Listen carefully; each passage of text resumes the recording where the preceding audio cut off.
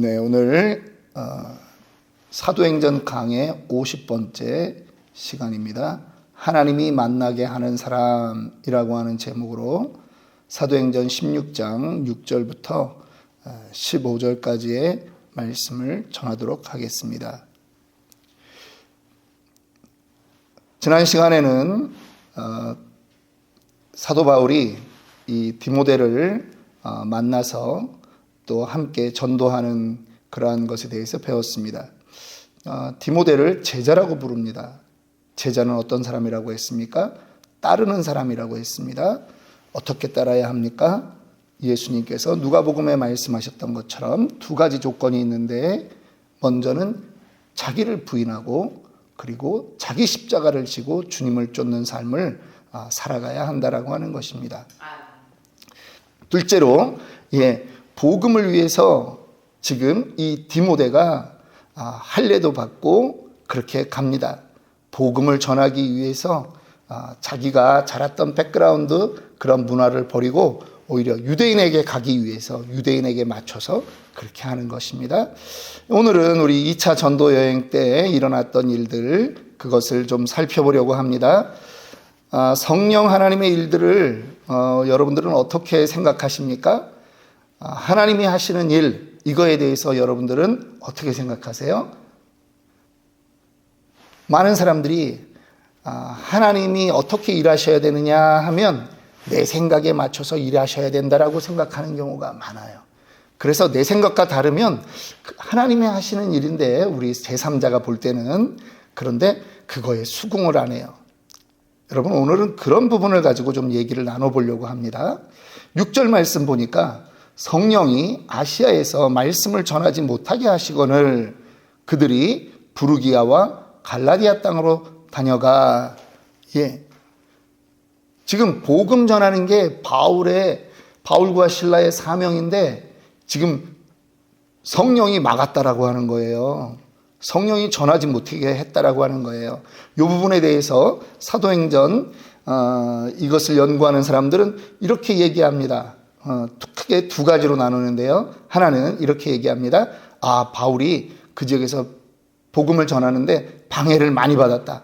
혹은 건강이 갑자기 나빠졌다. 혹은 재정적으로 문제가 생겼다. 이러한 방해가 있어서 거기서 복음을 못 전하게 하셨다. 이렇게 생각하고 있는 한 측면이 있고, 또 한 측면은 뭐냐 하면 바울에게 성령의 음성이 계속 들리는 거예요. 이것은 아니라고 하는 거죠. 그래서 성령 날마다 기도하고 그게 생활인데 그 바울에게 민감한 그 성령의 터치함이 있었다라고 하는 거죠. 저는 이 후자에 동의를 합니다.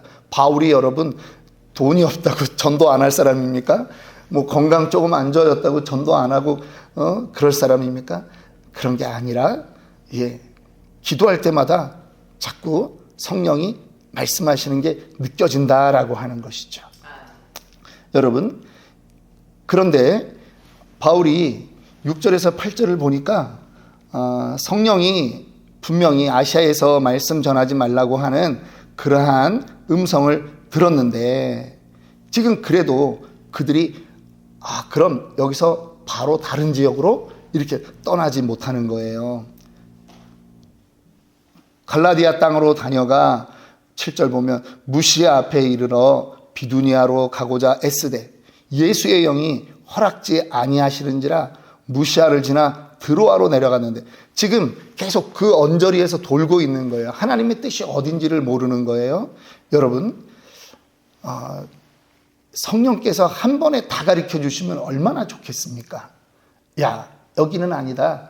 너 저쪽 빌립보로 가라. 이러면 얼마나 좋겠어요.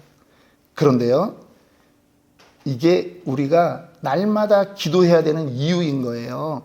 성령이 한 번에 다 안 가르쳐 주세요. 차근차근 가래. 그래서 성령과 끊임없는 교제가 있어야 되는 거예요. 제가 이게 목회를 하면서 이제 그거를 더 많이 느끼는 거죠. 목회를 하면서 저도 이렇게 좀 방향 선회하는 것들이 있고, 또 더 집중하게 되는 것들이 있어요. 처음부터 그렇게 하면 얼마나 좋아요? 그런데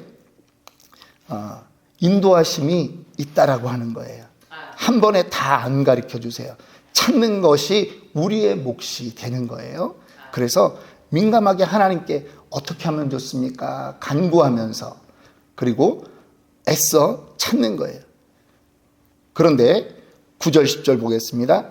이제 그렇게 찾는 바울과 실라에게 하나님이 말씀하는 거예요.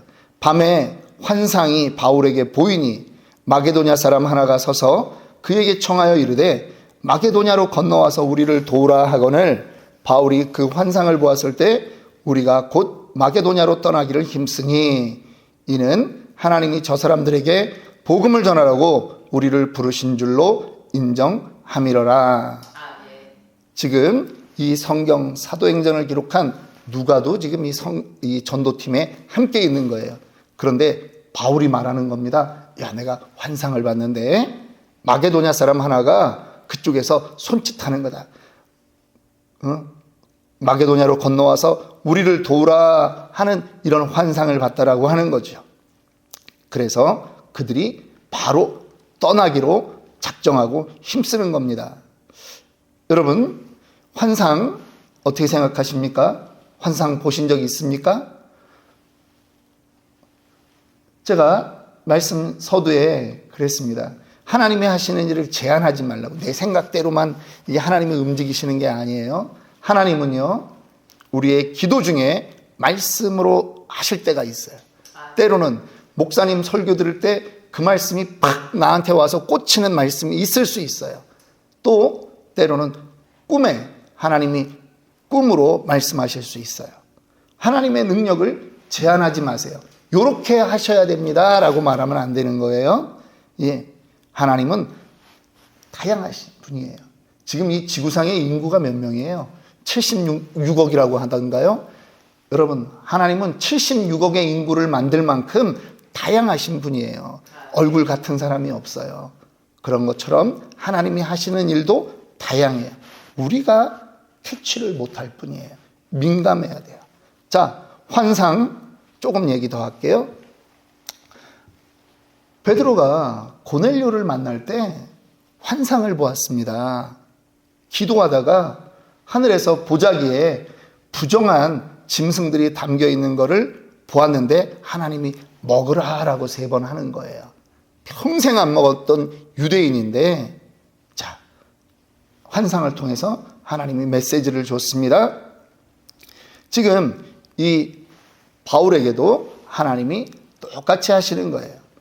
여러분, 때로는 어떤 분들은 꿈을 꿨는데 이게 하나님이 주셨는지 아닌지 잘 모르겠다. 예, 좀 그러면 어떻게 제가 대답을 하냐 하면 좀 지나보라고. 한 달쯤 지나봐서 꿈이 기억도 안 나면 그건 그냥 개꿈이었어요. 예. 그런데 꿈으로도 말씀하실 수 있는데 꿈으로 말씀하실 때는 그 꿈이 10년이 가도 잊혀지지가 않는 거예요. 예.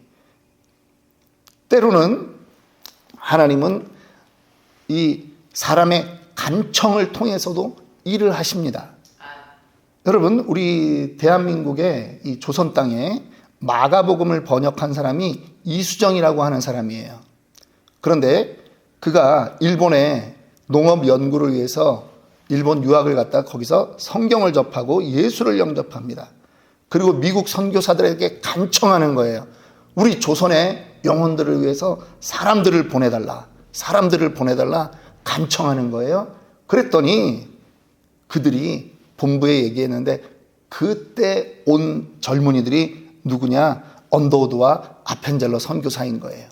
사람의 간청도 하나님은 하나님의 역사로 사용하신다라고 하는 것입니다. 오늘 바울이 그 환상을 보고 이제 이것이 확실하다라고 확신을 가졌습니다. 그리고 12절에 거기서 빌립보에 이르니 이는 마게도냐 지방의 첫 성이요 또 로마의 식민지라 이 성에서 수위를 유하다가, 그래서 이제 빌립보로 가는 겁니다. 드로아에서 배를 타고 드로아라고 하는 데는 이제 유럽으로 떠날 수 있는 그러한 관문 역할이거든요. 지금은 그냥 조그만 어촌이고 옛날에 그 좀 기둥들이 있었고 그런 흔적들만 조금 남아있는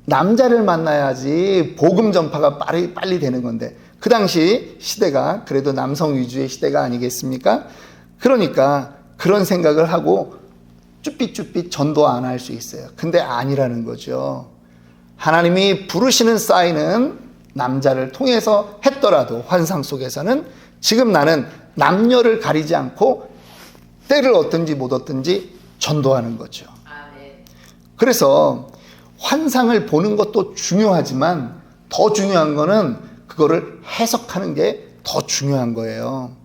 아주 한국 사람들은 그래서 이게 조상 대대로 이게 아주 몸에 배어 있어요. 우리는 뭐라고 얘기해요? 꿈보다 해몽이 더 중요하다 그렇게 얘기하잖아요. 예. 여인들이 있으니 여인들에게 복음을 전하는 거예요. 그런데 거기서 14절에 두아디라 시에 있는 자색 옷감 장사로서 하나님을 섬기는 루디아라 하는 한 여자가 말을 듣고 있을 때 주께서 그 마음을 열어 바울의 말을 따르게 하신지라.